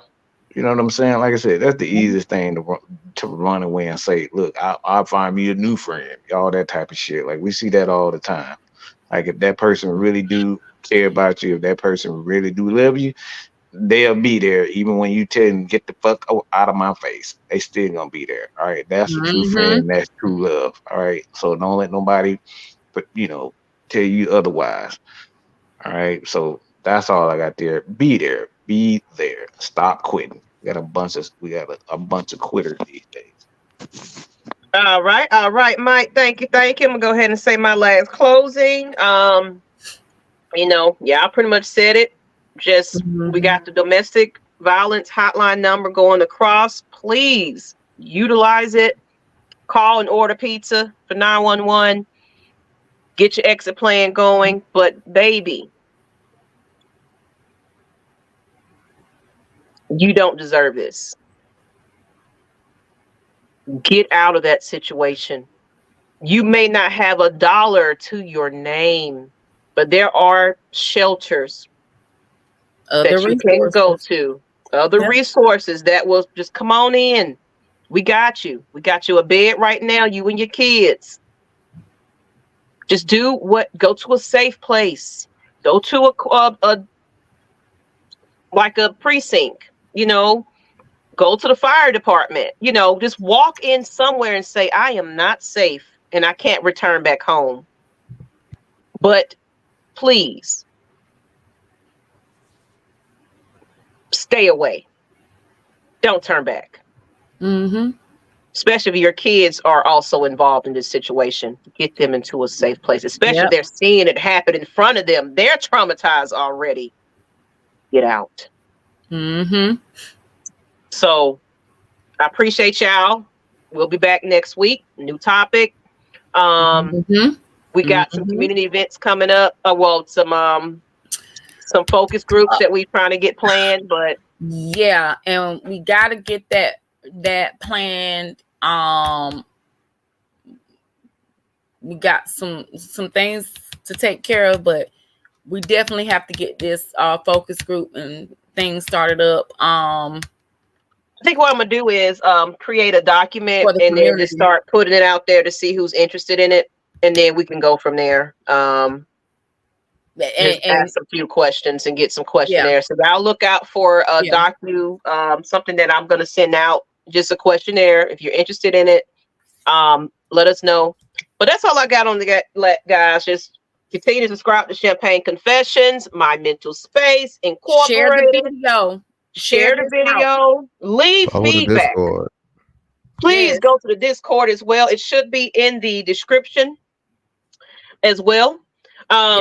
But show us some love. Cash App, Champagne Confessions, or My Mental Space. But that's all I got on that. Go ahead, Miss Kai. Close it on that.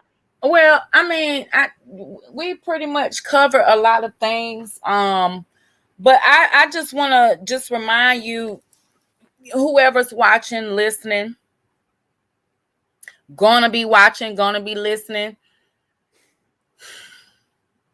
Like Maggie said, if you feel like, you're not worth anything because you've been through it, that person has told you over and over again, every day, day in, day out, you ain't worth nothing, you ain't gonna be nothing, whatever. And like Maggie said, even if you don't have anything at the moment, that it doesn't have to stop right there. You got resources and things to get yourself and your life back on track. Life happens, man. Mm-hmm. Everybody's journey is not the same. You could be going through this for a reason to help the next person, just like I had to go through it. And I'm here and I'm live. Well, thank God, to tell my story, to tell you, get out. And even now, when going to the doctors and stuff like that, they'll ask you any opportunity. Take. Oh yeah, it's always. Do you feel safe at home? Mm-hmm. They do ask these questions. They sure do. Every opportunity, but you like Mike said, like he mentioned, you got to be ready, mentally ready. Like if you got kids, think about those kids. If nothing else, I'm gonna share one quick thing. Just not too long ago, not too far from where I am, maybe 2 minutes away from where I am. Young lady, I think she was around our age. No, she was. Family home. Family has been there apparently since she was, coming up in age. I don't know if she moved back there or she was just visiting at the time. Honey, she was outside getting the groceries out the car. The man that she had broken up with came and shot her dead in the driveway. Dead. Mm-hmm. So we have to start taking these things seriously. It is not worth it. Love is not supposed to hurt. I don't care what kind of house they got you in. I don't care about the money. I don't care about all that. Is your life really worth it, man? Is it worth it? Yes, your life is worth you getting the hell up out of there. There you go. Mm-hmm. And get into a safe place, because it's going to be somebody, and I'm talking to men and women, it's somebody else out there that's going to value you and appreciate you and love you the right way. Love does not black your eyes. Love does not leave a handful of hair in your hand once you comb it through. Okay? Yep. Love does not leave you bloody. I know, quick. This is true. It's kind of funny, but me and my sister.